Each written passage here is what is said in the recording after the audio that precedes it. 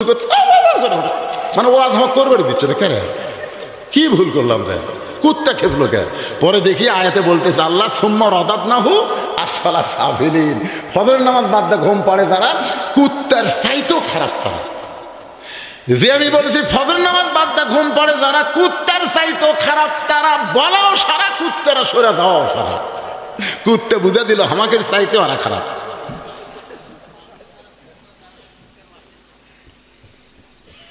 পাগলা এবার কুটি কুটি বলে রে।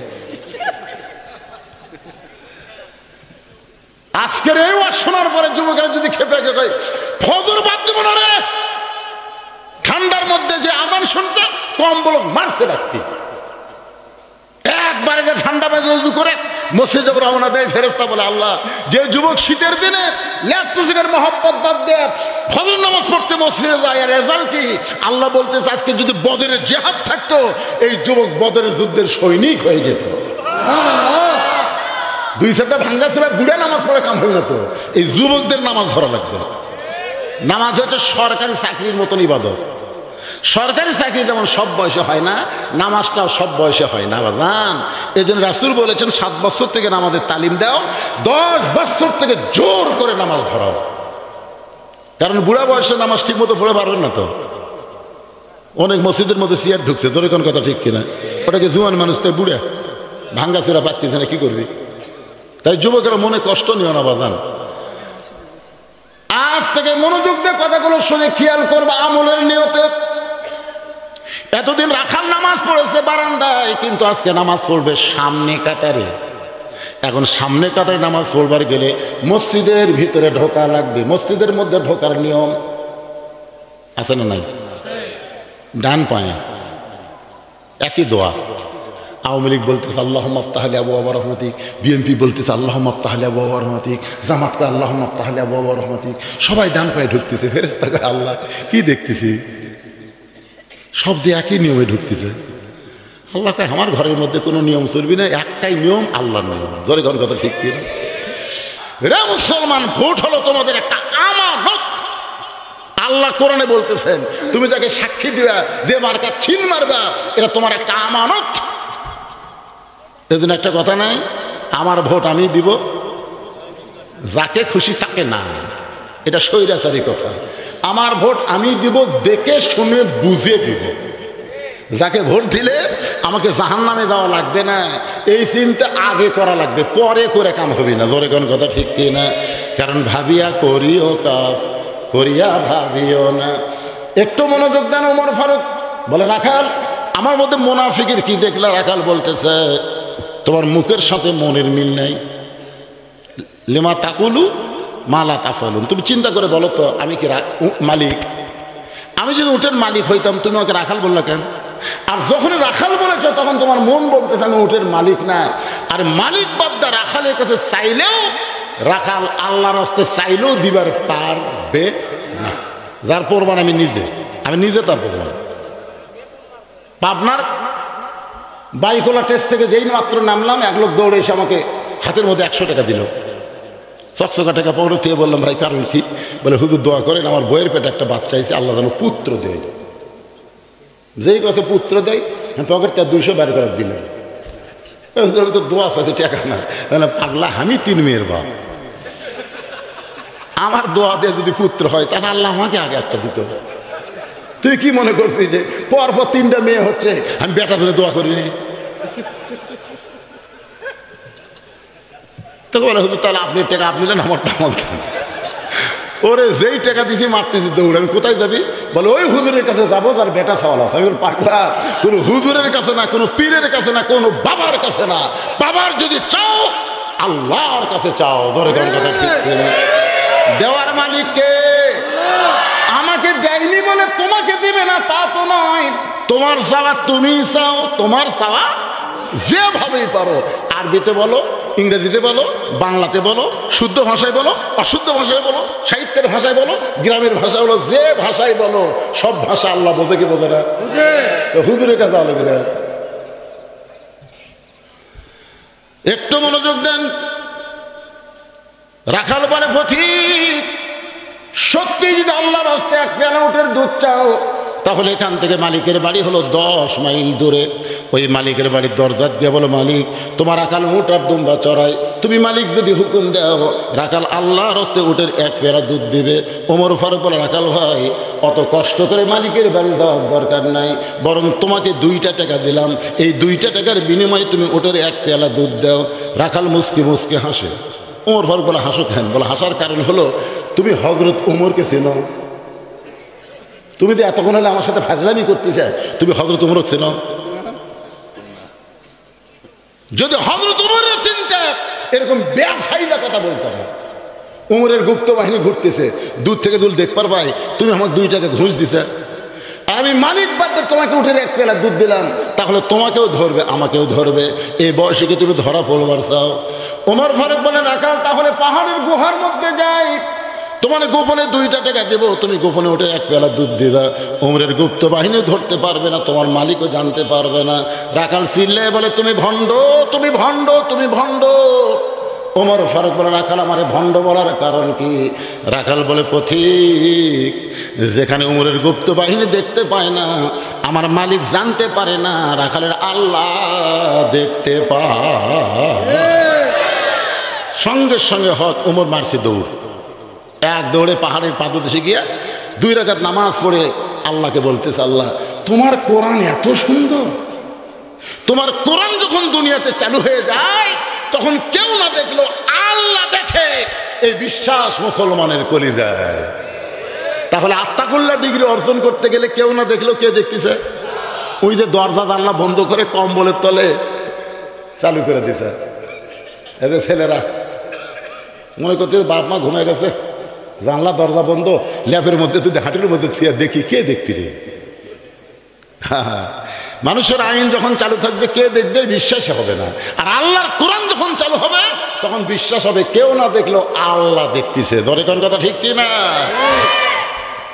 ওমর ফারুক কান্দের বলে, আল্লাহ তোমার কোরআন এত সুন্দর, আমি এতক্ষণ রাখালকে দেখি না, রাখালের ভিতরে তোমার কোরআন শরীফ দেখতে পাই। রাখাল পিছনে গিয়ে বলতেছে, যতই কান্দো যতই কান্দো উটের দুধ দেওয়া গেল না। ওমর ফারুক বলে, রাখাল ভাই উটের দুধের কোনো দরকার নাই, বরং তোমার কাছে আমি জানতে চাই, তুমি না দেখা আল্লাহকে কলিজার মধ্যে জায়গা দিয়ে তুমি যে আল্লাহর কোরআন অনুযায়ী চলতেছো, এর বিনিময়ে তোমার চাহিদা কি? আল্লামা সাইদি হুজুর 13 বছর অন্যায়ভাবে তাকে জেলখানায় বন্দি রাখছে। ধরে কোন কথা ঠিক কিনা কথা বলে? আপনারা বলেন তো সাইদি হুজুরের কোনো দোষ আছে? একটা হিন্দু তাকে সাক্ষী কেমনে দিব, যাকে ফেরেশতার মতন মানুষ দেখেছে হওয়ার পর থেকে সে কোনোদিনও কোনো অন্যায় করেনি, তার বিরুদ্ধে সাক্ষী কেন দেব? ওকে ধরে নিয়ে যায় ভয়ে ভারতে পালায় গেছে। চিন্তা করছেন? যাই একটা অপরাধ করেনি, একটা দোষ করেনি, বিনা দোষে তাকে 13 বছর জেলখানায় বন্দি করে রাখলো।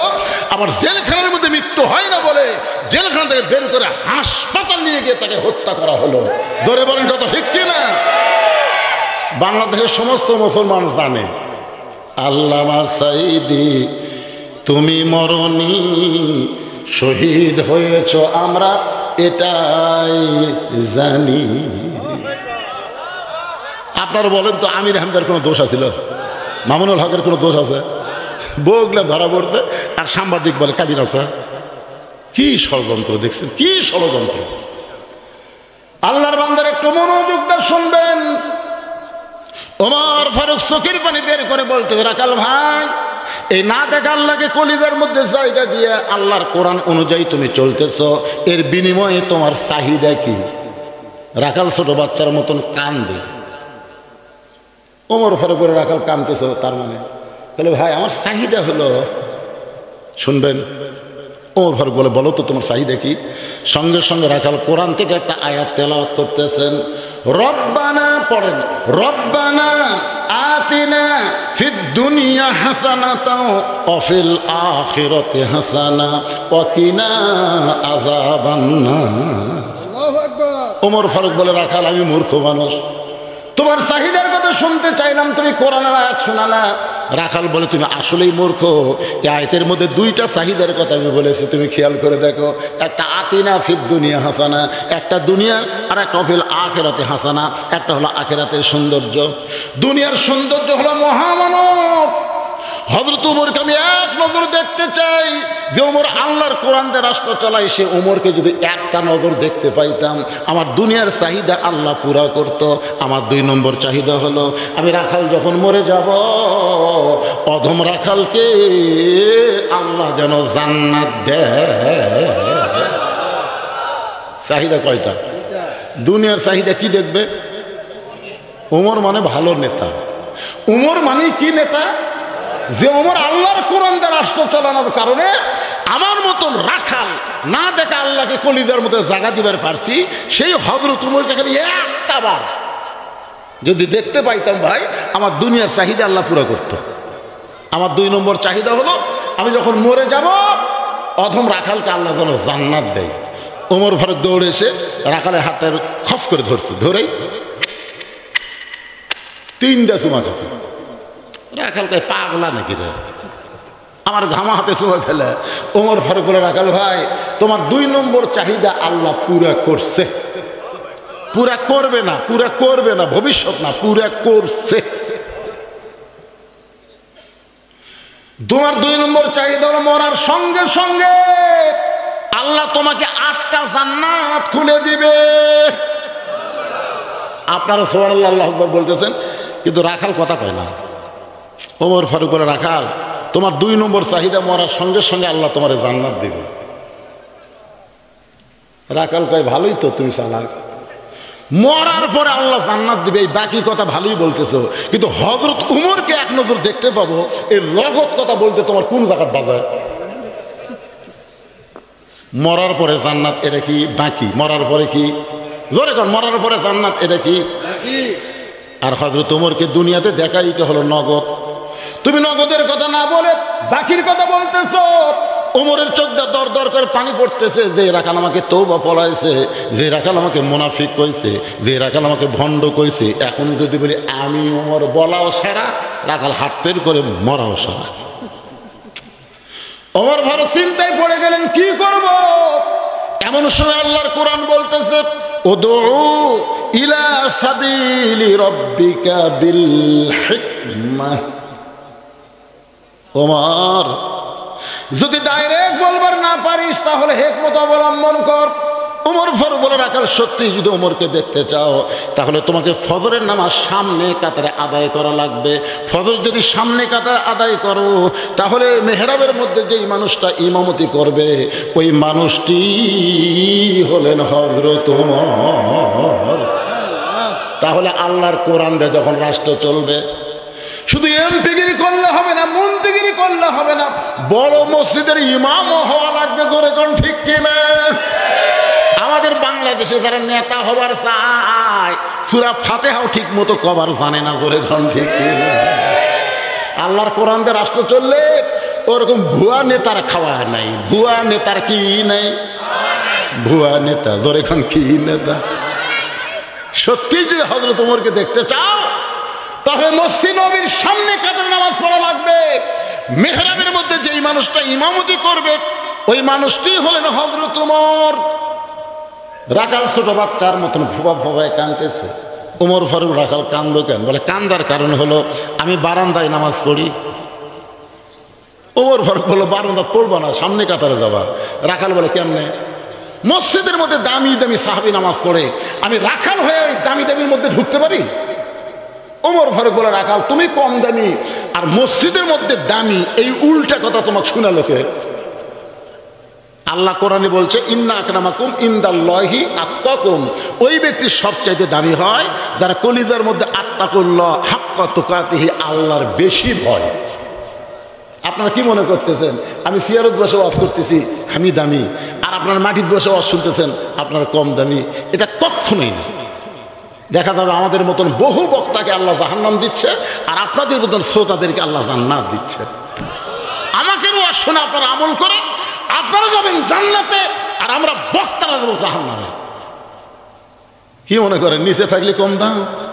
মুদির দোকানে গিয়ে দেখবেন পাথর সাজাচ্ছে, কি হবে? নিচে 1 কেজি, হাফ কেজি, 250 গ্রাম, 200 গ্রাম, 50 গ্রাম, 20 গ্রাম।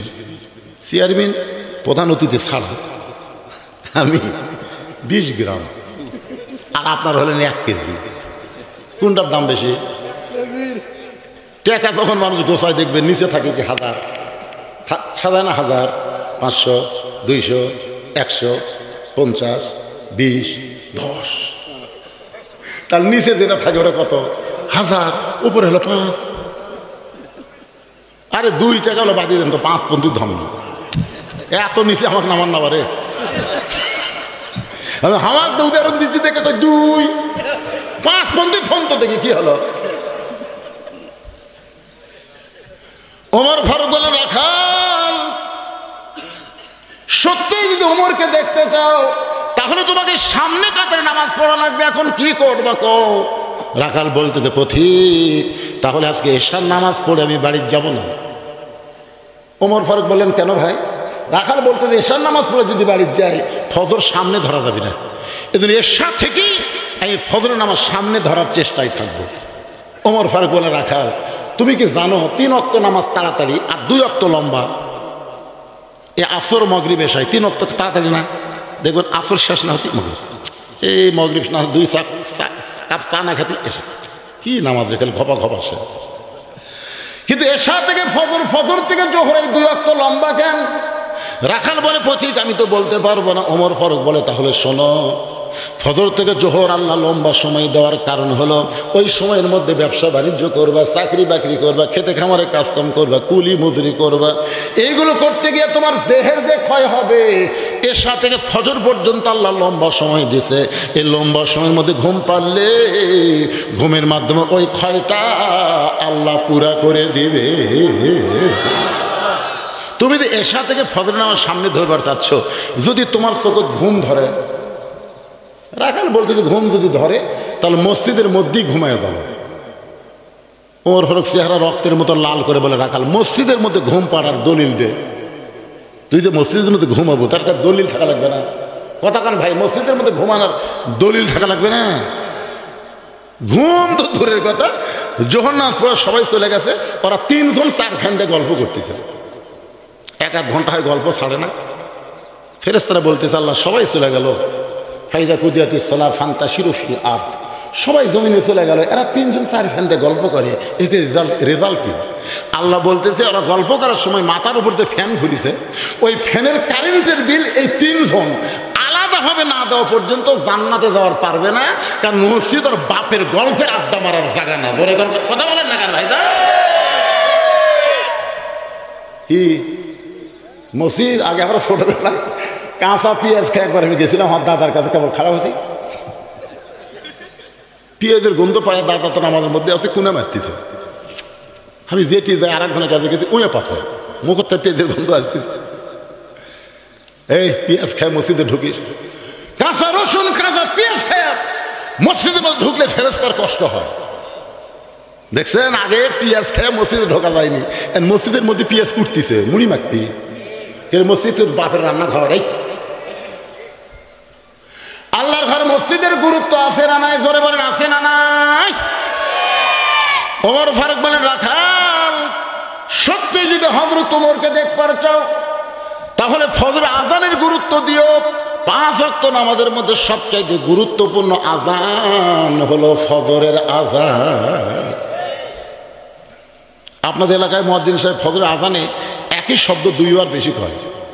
যুবকেরা এটা তোমরা শুনবার পাও? এই যুবকেরা বলেন, ময়নারা শুনবার পাও? কি শব্দ বাদান? আসসালাতু খায়রুম মিনান নাওম। এটা শোনার পরে তোমরা 3.5 হাত মানুষ 2.5 হাত কেন? আগে আসলে 3.5 হাত, আজান শুনে 2.5 হাত। শুনবি না যে আজান শুনতে কষ্ট লাগে, 3টা পর্যন্ত ফেসবুক চলাছে, আজান শুনবি? কিন্তু মাইকের আজান যে কামত পড়িছে, কম্বল তুলে দিছে, কম্বল তুলে দেওয়ার পরে পাও বার হয়ে আছে, পাও টেনে বুকের সাথে। আপনি জানলাতে তাকায় দেখবেন মনে চাউলের বস্তা ঢাকা তুলছে, আগাও নাই পাশাও নাই, কেরে। আপনি আস্তে আস্তে ঢুকারের মধ্যে ঢুকে খালি কম্বল টান দিয়ে দেখেন, কম্বলের তলে ওর সাইজ আর সকালবেলা সাইড টিভে কুত্তার সাইজ একই সাইজ। সকালবেলা সাইড টিভে কুত্তাক দেখছেন কিভাবে ঘুরে থাকে রে, ও একই সাইজ ভাই।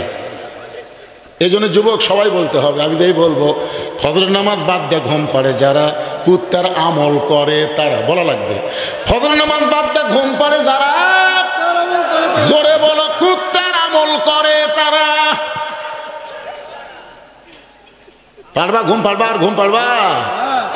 আমি ওয়াজটার নাটোরে লালরে করছি, আপনার লালপুরের মধ্যে করছি, 4-5টা কুত্তা দৌড়াচ্ছে। আমি ওয়াজ শুরু করতে মানে ওয়াজ আমার করবার দিচ্ছে না, কেন? কি ভুল করলাম রে?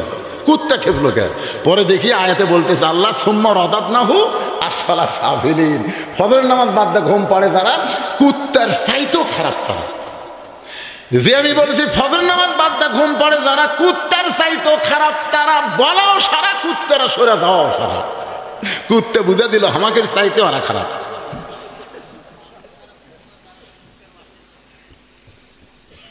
পাগলা এবার কুটি কুটি বলে রে। আজকের এই ওয়াজ শোনার পরে যুবকেরা যদি খেপে কয় ফজর বাদ দিব না রে, ঠান্ডার মধ্যে যে আযান শুনছে কম্বল মারছে রাখছি, একবারে যে ঠান্ডা বাজে উযু করে মসজিদে রওনা দেয়, ফেরেশতা বলে আল্লাহ যে যুবক শীতের দিনে ল্যাপটসের মহব্বত বাদ দেয় ফজর নামাজ পড়তে মসজিদে যায়, আর রেজাল্ট কি? আল্লাহ বলতেছে আজকে যদি বদরের জিহাদ থাকতো এই যুবক বদরের যুদ্ধের সৈনিক হয়ে যেত। দুই চারটা ভাঙ্গা ছিল বুড়ে নামাজ পড়ে কাম হবে না তো, এই যুবকদের নামাজ ধরা লাগবে। নামাজ হচ্ছে সরকারি চাকরির মতন ইবাদত। সরকারি চাকরি যেমন সব বয়সে হয় না, নামাজটাও সব বয়সে হয় না বাজান। এই জন্য রাসূল বলেছেন 7 বছর থেকে নামাজের তালিম দাও, 10 বছর থেকে জোর করে নামাজ ধরাও। কারণ বুড়া বয়সে নামাজ ঠিক মতো পড়ে পারবেন না তো। অনেক মসজিদের মধ্যে চেয়ার ঢুকছে, জোরে কোন কথা ঠিক কিনা? ওটাকে জুয়ান মানুষ তো বুড়া ভাঙ্গা চোরা পাচ্ছিস না, কি করবি? তাই যুবকেরা মনে কষ্ট নিও না বাজান। আজ থেকে মনোযোগ দিয়ে কথাগুলো শুনে খেয়াল করবা আমলের নিয়তে। এতদিন রাখাল নামাজ পড়েছে বারান্দায়, কিন্তু আজকে নামাজ পড়বে সামনে কাতারে। এখন সামনে কাতারে নামাজ পড়বার গেলে মসজিদের ভিতরে ঢোকা লাগবে। মসজিদের মধ্যে ঢোকার নিয়ম আছে না নাই? ডান পায়ে একই দোয়া। আওয়ামী লীগ বলতেছে আল্লাহুম্মা আফতাহ লি আবওয়াব রাহমাতিক, বিএনপি বলতেছে আল্লাহুম্মা আফতাহ লি আবওয়াব রাহমাতিক, জামাতকে আল্লাহুম্মা আফতাহ লি আবওয়াব রাহমাতিক। সবাই ডান পায়ে ঢুকতেছে। ফেরেশতা কয় আল্লাহ কি দেখতেছি, সব যে একই নিয়মে ঢুকতেছে। আল্লাহ কয় আমার ঘরের মধ্যে কোনো নিয়ম চলবি না, একটাই নিয়ম, আল্লাহর নিয়ম। জোরে কোন কথা ঠিক কি? ঢুকে দেখে ভাই ইমাম সাহেবের মায়ের অসুখ। ইমাম সাহেব মাওকে নিয়ে হাসপাতাল গেছে। এখন আওয়ামী লীগ, বিএনপি, জামাত ইসলাম, জাতীয় পার্টি কে রে? হুজুর নাই, নামাজ পড়াবি কে? জামাত ইসলাম আওয়ামী লীগের নেতা বলতেছে ভাই আপনি যান। তাহলে ভাই রে আমরা খালি মাঝে মধ্যে ঢুকি ভাই, কিন্তু ওই জায়গাতে আমরা জীবনও যাই না ভাই। বিএনপি বলতেছে ভাই তাহলে আপনি যান। এই পাগলা সামনে যা, দেরি করিস কেন, নামাজের সময় হয়ে গেছে। তাই ভাই আমি যান। এই কিসের জামাত রে? মসজিদে কিসের আওয়ামী লীগ, কিসের বিএনপি, কিসের জামাত? আমরা সবাই ভাই ভাই একসাথে কাতার সোজা করতে চাই। ধরে কোন কথা ঠিক কিনা? আল্লাহ রে বেড়া হলো 14 দল 20 দল, আর তোমার ঘরের মধ্যে এক কাতার। আল্লাহ বলে আমার আইন যখন সবাই মানবে তখন কোনো দলাদলি থাকবে না, সব মুসলমান এক দল হয়ে যাবে। ধরে কোন কথা ঠিক কিনা? আল্লাহ কেন বললেন ওয়াতাসিমু বিহাবলিল্লাহি জামিয়া ওয়ালা তাফাররাকু? তোমরা এত দলাদলি করো না, তোমাদেরকে এক কাতার হওয়া লাগবে। হুকুম কার? আল্লাহ। এতদিন রাখাল নামাজ পড়ছে বারান্দায়, কিন্তু আজকে নামাজ পড়বে সামনে কাতারে। ডান পায়ে দোয়াটা পড়ে মসজিদের মধ্যে ঢুকে সামনে যাওয়ার চাই। প্রত্যেকটা সাহাবী নড়ে সরে রাখালকে যাওয়ার রাস্তা করে দেয়। রাখাল কয় আল্লাহ রে বারান্দার থেকে কি ভাবছিলাম রে, ভিতরে দামি দামি, কিন্তু ভিতরে ঢুকে দেখতেছে হামুজা এরাও দেয়। কি মনে করছেন? এসপি সাহেব সামনে কাতারে, আর একটা মুসল্লি লাগবে, তাছাড়া কাতার পুরো হচ্ছে না। এসপি খালি পিছনের দিকে তাকাই করে, একটা কেউ নাই। তাকায় থেকে দরজা চৌকিদার খাড়া হয়ে আছে। এসপি ডাকতেছে আয়। চৌকিদার বলে না স্যার আপনি এসপি, আমি চৌকিদার। আরে পাগলা ওটা বাইরের কথা, ভিতরে আয় তো দেখাচ্ছি আয়। এসপি যখন বলতেছে ভিতরে ঢুকে পিছনে খাড়া আছে, তোকে পিছনে থাকিস কা ভাই? ভাই কাছে আর কাছে খাড়া হয়, আমার গোড়ালির সাথে গোড়ালি মিল কর। হেঁটা মুছা হলে কিন্তু জামাতের একটা সব হবে না, গোড়ালির সাথে গোড়ালি মিল করা লাগবে। চৌকিদার বলতে, স্যার আমার পায়ের গোড়া ফাটা, আপনি তেলতেলা স্যার, যদি ঘষণ লাগে পাগলা, পরে কি হবে সেটা পরের চিন্তা, আগে খাড়া হয়। চৌকিদার আল্লাহ রে, এটা কি নিয়ম রে? দুই পায়ের গোড়ালি এক হয়ে যায়, ভিতরে যখন ঢুকবেন তখন আর কোনো চিন্তা নাই। ফর্সার কাছে কালো, কালোর কাছে ফর্সা, নেতার কাছে স্যামসা, স্যামসার কাছে নেতা, ধনীর কাছে গরিব। জোরে বলেন ঠিক কিনা? এসপির কাছে চৌকিদার, কাতার সোজা হয়ে গেল।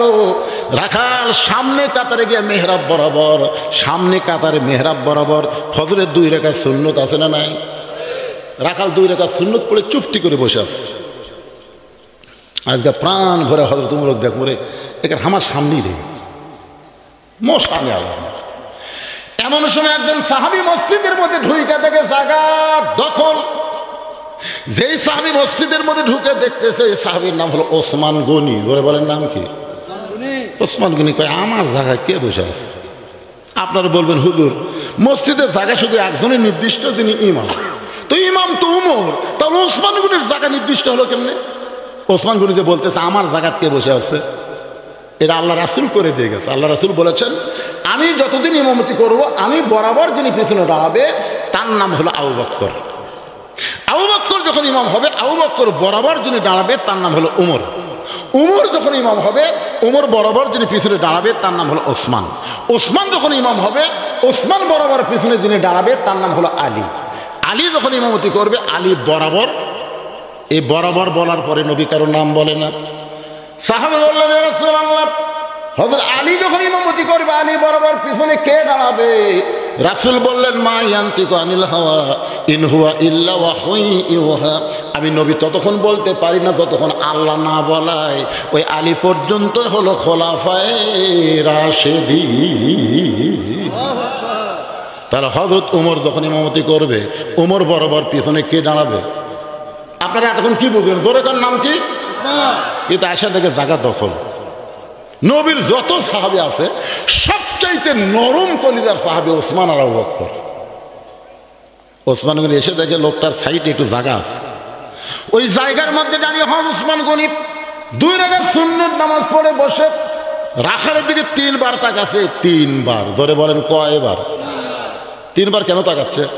কোনোদিন দেখেনি তো, ভালো করে দেখতেছে, কে রে এ মালটা কে এরকম করে। দ্বিতীয়বার যে, তৃতীয়বার যেই তাকে মিয়া বারবার আমার দিকে কি দেখিস মিয়া? ওসমান গনি ভয় ঠেলায় খাড়া হয়ে গেছে। কে রে? খালি 3 বার তাকাছি, এত গরম। মূর্খ লোকের দিকে আপনি যদি বারবার তাকানো কিন্তু খেপে যাবি। তোর কথা ঠিক করে ভুল করে যান, ভ্যানালার দিকে 2 বার তাকানো। আমি একবার তাকাছি, হুজুর মোশন হতো নাকি? না রে ভাই, চেনা চেনা লাগতেছে। ভালো মতো তাকা থাকেন, বারবার তাকান কে? ওসমান গনি লাফ দিয়ে উঠছে, উঠে বলতেছে, ভাইজান কোনোদিন তোমাকে সামনে কাতারে দেখে নাই, আজকে প্রথম দেখতেছি, এই জন্য 3 বার তাকাইছি। এত গরম কেন? তোমার পরিচয় কি? বলে আমার পরিচয় হল আমি একজন রাখাল। যেই বলছে রাখাল, ওসমান গনি মুচকি মুচকি হাসতেছে। মুচকি মুচকি হাসার কারণ হলো রাখাল যারা হবে তাদের ভাষা নরম হলে হবে না, রাখালের ভাষা একটু গরম থাকা লাগবে। আপনি ছাগল গরু নিয়ে মাঠে গেছেন, ঘাস খাওয়া বাদ দিয়ে গরু যদি আবাদের দিকে যায়, আপনি যদি বলেন বাবা গরু, বাবা গরু ওদিকে যাস না বাবা, ওদিকে আবাদ আছে, ময়না যাস না রে, ওই শুনবি। আর যদি বলে এই গরু, আরে এক ধাপ যদি পা তুলিস, এই লাঠি দেখ। গরু কিন্তু মানুষের এত ভালো শোনে, ঘাড় কাত করে দেখে আবার ঘাসের দিকে চলে আসবে, আবাদ খাবে না। আল্লাহ রাসূল বলেছেন, প্রত্যেকটা অভিভাবককে আল্লাহ তাআলা দুনিয়াতে রাখালের দায়িত্ব দিয়ে প্রেরণ করেছে। প্রত্যেকটা অভিভাবককে আল্লাহ রাখালের দায়িত্ব দিয়েছে। এখন আপনারা চিন্তা করতেছেন, হুজুর আমাদের তো গরু ছাগল নাই, আমরা কার রাখালি করব? আপনি চোখ বন্ধ করে দেখেন, আছে আছে। এটা রূপক অর্থে আমি বলতেছি, রূপক। আপনার বাড়িতে 42 বছর একটা গাভী আছে, গাভীর বয়স হলো 42। এই গাভীটা হলো আপনার বউ। আমি কিন্তু বলেছি রূপক করতে, হাসাও চলবে না। আপনার বাড়িতে 22 বছরের একটা আইডিয়া গরু আছে, আইডিয়া। এই আইডিয়া হলো আপনার বেটা। আপনার বাড়িতে 17 বছরের একটা বকনা আছে, এই বকনা হলো আপনার মেয়ে। আপনি বলেন তো, আপনার গাভী, আপনার আইডিয়া, আপনার বকনার উপরে আপনার রাখালি করার দায়িত্ব আছে না নাই? এ কথা কোন আছে না নাই? গাভী মানে আপনার বউ, আপনি রাখালি করবেন। জোহরের নামাজ পড়ে আপনি ভাত খাবার গেছেন, 3 তরকারিতে ভাত দিছে, আল্লাহুম্মা বারিক লানা ফিমা রাযাকতানা ওয়া কিনা আযাবান্নার দোয়া পড়ে বিসমিল্লাহ বলে যেই খাবার যাচ্ছেন, আপনার বিবেক বলতেছে কে রে রাখা, এই তোর বউ যে তোর তরকারি ভালো পাক করে খাবার দিল আর তুই বিসমিল্লাহকে সমানে খাস, রাখালি করবে না? তখন বলতেছে কে গো বিবি, তুমি তো এত কষ্ট করে আমাকে ভাত খাবার দিলে, তুমি নামাজ পড়ছে? বউ বলতেছে আমি গোসলই করিনি। তখন আপনি কি ভাত খাবেন? ভাত যদি খান, আল্লাহর কোরআনের আয়াত আপনার অমান্য হবে। আল্লাহ বলেছেন কু আনফুসাকুম ওয়া আহলিকুম নার, জাহান্নামের আগুন থেকে বাঁচতে গেলে তুই একলা স্বামী বাঁচলে হবে না, তোর আহাল পরিবার নিয়ে বাঁচা লাগবে। জোরে কোন কথা ঠিক কিনা? গোসল কর, নামাজ পড়।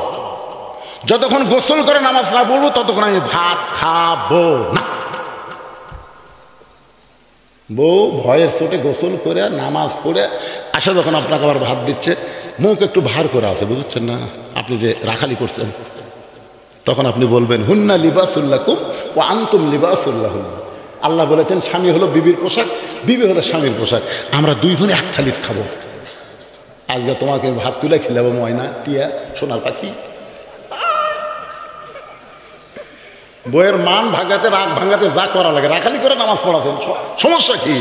এখন আপনি এক থালিত দেয়, আল্লাহর কোরআনে বলেছে স্বামী হলো বিবির পোশাক, বিবি হলো স্বামীর পোশাক, তাহলে এক থালিত খাওয়া যাবে না? আজকে বউকে আপনি তুলে তুলে খাওয়ান, বউকে আমি কি করবো, তুমি কাটা বেঁচে দাও আর আমি তোমাকে খিলাই, কেন একলা খিলাইলে হবে না, আপনাকে খাওয়ালে। ওরে মহব্বত রে, দুইজন যখন খায় ফেরেশতাকে আল্লাহ এই 2 স্বামী স্ত্রীর খবর কি? আল্লাহ বলে দুটাই একসাথে জান্নাতি। ধরে কোন সুবহানাল্লাহ। এশার নামাজ পড়ে আপনি বাড়ি ঢুকলেন, আপনি একটা মুসলমান, আপনার বাড়ির থেকে হরি হরি হরি হরি লোল করে, আমি মুসলমান, আমার বাড়িতে হিন্দুর পূজার বাদ্য বাজে কেন? ঘরের মধ্যে ঢুকে দেখেন আপনার গাভী